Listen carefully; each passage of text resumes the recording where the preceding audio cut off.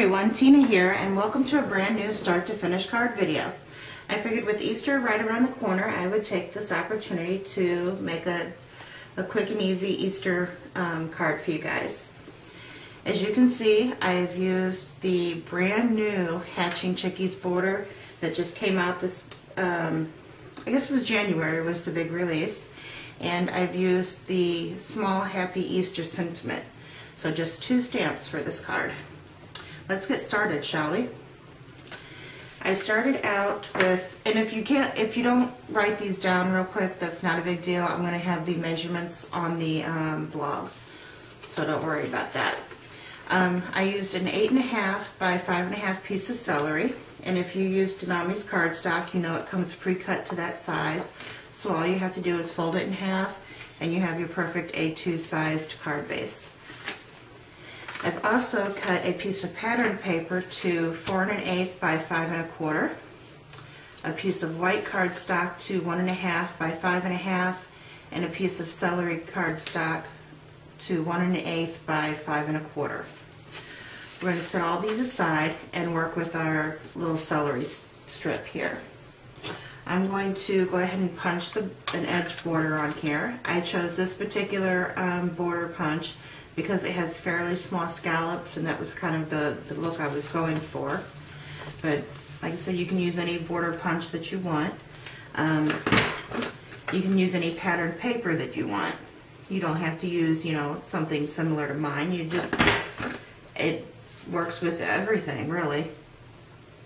Or if you're like me, which I normally like to make my own patterned paper, feel free to do that. I'll have an image of a card that I've made, this particular card, that I've stamped my own background on and made my own pattern paper. I'll have that up on the blog too. So I've went ahead and punched my border, and I'm going to set this aside. And I'm going to pull out my strip of 1 1/2 by 5 1/2 piece of white. And I need to go ahead and cut the little flag end on this strip first. And I don't know how people do it. I've seen Paulina do this a million times, just kind of freehand it, eyeball it, whatever you want to call it. I cannot do that for the life of me. It just never works out. So what I do is I kind of find my center, and I'll make a little mark, a little pencil mark, and then go ahead and cut it. But for the life of me, I just cannot ever get this to work out even, just eyeballing it. There we go. Now I'll erase my little area there and make sure there's no pencil marks left. And I'm going to pull out my K89 Hatching Chickies and my F160 Happy Easter sentiment. I've used 2 different inks. As you can see, I stamped the sentiment in a green ink, and I've stamped the Chickie image in a black ink. Let's go ahead and do that. Ink up my chickies. And I'm going to stamp them, I'm going to kind of stamp them upside down. I want to make sure that I don't get too close to my edge, and stamping them upside down like this will help me with that. So, there we go. Set that aside. And pull out my green Versacolor. I believe this is lime. I just love this particular ink pad. Such a pretty color.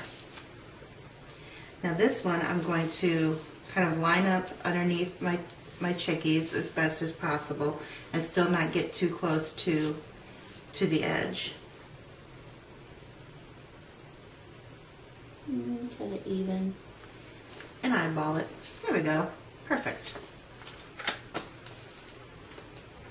Alright, we'll set that aside also.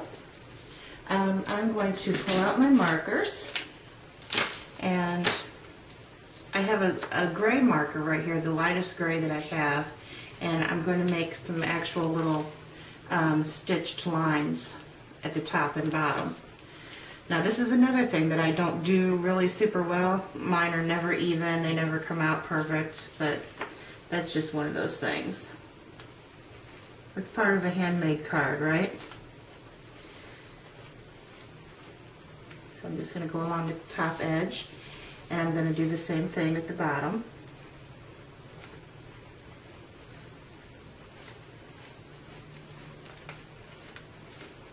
Just go along and make my little faux stitched lines.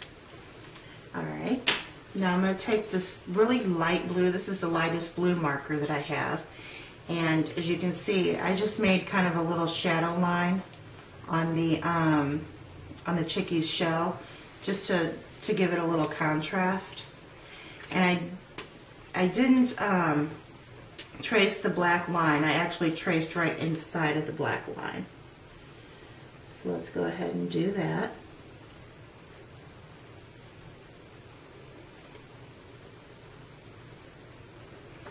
There we go.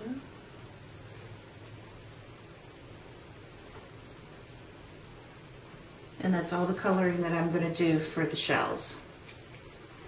I'm going to take a pink marker and just color in these little flowers.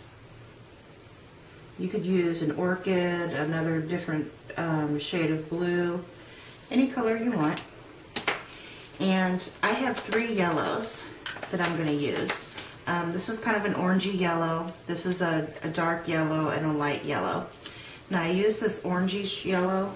I always seem to use this one for my chickies, for their noses and arms. So I colored the inside of my flowers, and I'm going to color their little arms and noses, beaks, whatever you want to call them. Let's do that. Alrighty. And now I'm going to take this darker yellow and just trace out the chickie fuzz. There is nothing cuter than chickie fuzz, is there? Absolutely love these little guys. And then I'm going to take my lighter yellow and go in a circular motion. I kind of draw that darker yellow in towards the center and blend it all in.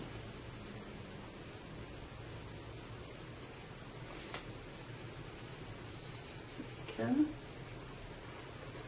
And now I'm going to go back to my darker yellow, and where there's the shell on the chickie itself, I'm going to just kind of trace around there, and that just gives it a little bit more of a shadow.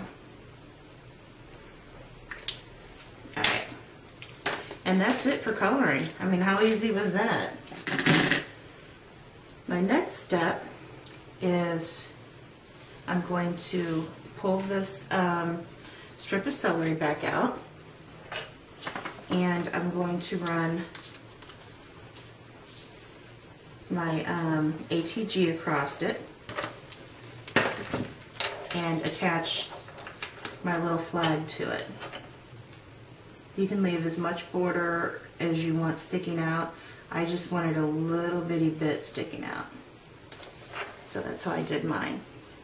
And you can see that the flag doesn't cover all of that, so just take your scissors and just trim that up, just snip it off. Just like that. There you go. Oh, let's see if I can get a little bit closer on that. There we go. Perfect. And now I'm going to decide, I've got some different colors of twine here. I think I thought maybe I'd go with the pink. I wasn't quite sure which one I wanted to go with, but I think I'll go with the yellow since it matches my chickies. So I'm going to pull out some yellow twine, set the rest of that aside, and let's see, I need a button. Denami has the most gorgeous buttons. I love their packs of buttons because all of their buttons are different shapes and sizes, so you get, you know, just a multitude of different buttons to choose from. I think I'm going to go with the green button this time, and I have this cute little flower, and I absolutely love that one. So I'm going to use that button. So I'm just going to take a piece of my twine. I leave a little bit hanging off because I need to tie a knot or a bow. And then I'm going to hold it there and wrap it around. I usually do 3 times, but I guess it doesn't really matter. Whatever you normally do is fine. Snip that off. And I'm just going to thread my button on. Well, this one's 2-sided. That's a little, this side is shinier. I think I'll just leave my shiny side out. I kind of like that. And I love the colors of the Denami buttons. Just absolutely gorgeous.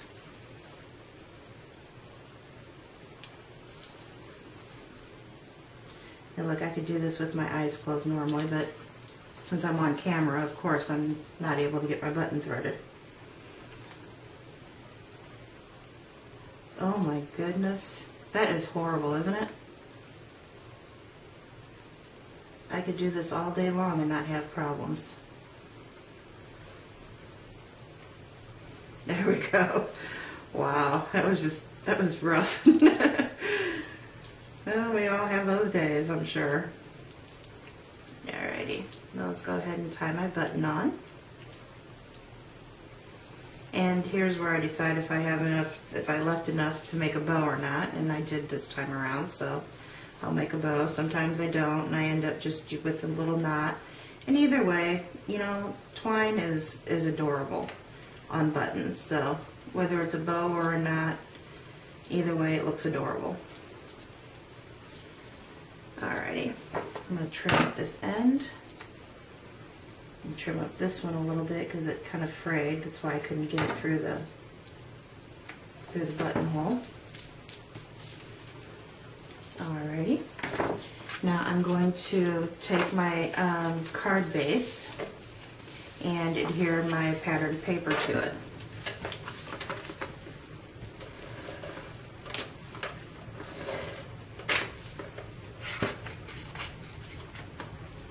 Oops, the ATG kind of got stuck there.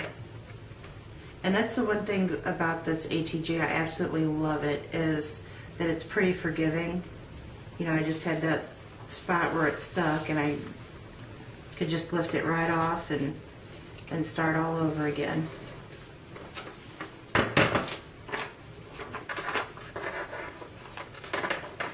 Make sure I don't have any hanging off the edges. Let's go ahead and adhere this down. Oops.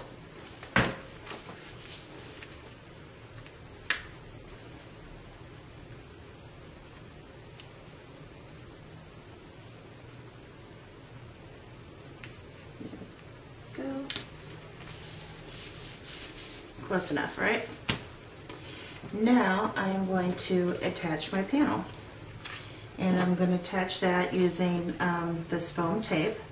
And I'll tell you, you can buy this foam tape at any of the big box craft stores, but I have found that it's a lot cheaper to go to Home Depot and buy it in the painting section. It just boggles my mind that they have the same exact foam tape for probably half the price, 3/4 of the price. So I use quite a bit of foam tape. So it's definitely worth it for me to save a few bucks. I'm going to put foam tape all across the back of this particular strip here.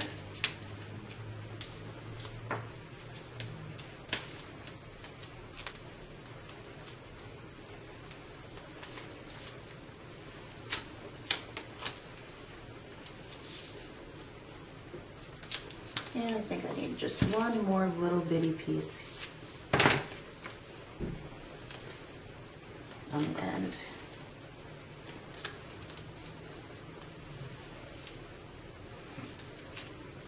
That should do it. That's quite a bit of foam tape. But I want to make sure that it's properly propped up. So now all I'm going to do is line up the edge of this with the edge of my patterned paper and I can make it, you know, kind of fairly low down or high up, wherever you want to put it. I put it about 3/4 of the way down.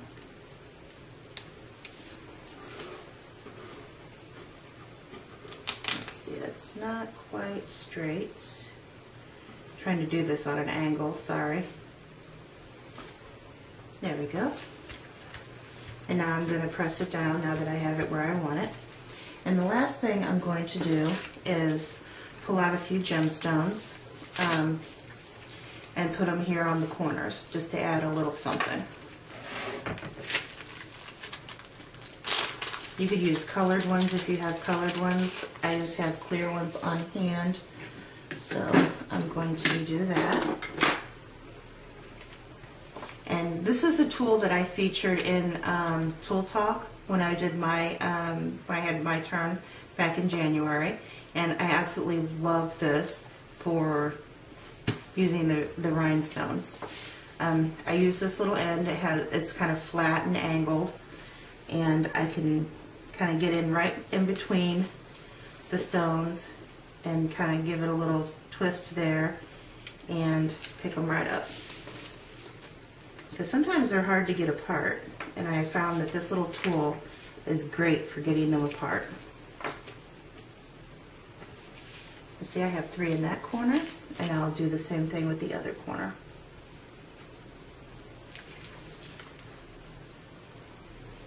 Put 2 there, and 1 more. Okay. Now I have one little step left to do. I'm going to get out a piece of scrap paper, my quickie glue pen, which I cannot live without my quickie glue pen either. Absolutely love this thing. And of course, Denami's Citron Glitter, which is absolutely perfect for chickies. I'm going to use my quickie glue pen here and just go across my little chickie fuzz. There we go. Sprinkle on a little glitter.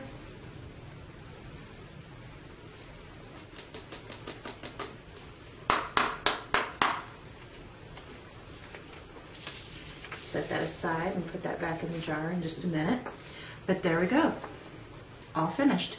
And it's really, you know, pretty easy, very cute. You know, just, you can change up the pattern paper. I had also cut a piece of pink gingham that I thought was just absolutely adorable. I'd like to do this card with the pink gingham also. So if I do, I'll definitely put that on the blog when I put this up. I did another, like I said, I did a card where instead of using patterned paper, I made my own background paper. I know this is going to be hard to see on camera because I used some really pastel inks, but I'll go ahead and put a picture of this up on the blog too. And I actually changed my rhinestones on this. I just did 3 in the right hand corner, just kind of playing with it, just to see what I liked, what, you know, what worked, what didn't work. But you know, you can do whatever you want with this card, and like I said, it'll turn out cute. You know, use different colored buttons, or use a different color twine. You know, use the pink gingham, anything to change it up. I mean, it's going to be adorable. So I hope you give this a try, and if you do, let me know, because I would absolutely love to come by your blog and see your card. Thanks again for stopping by.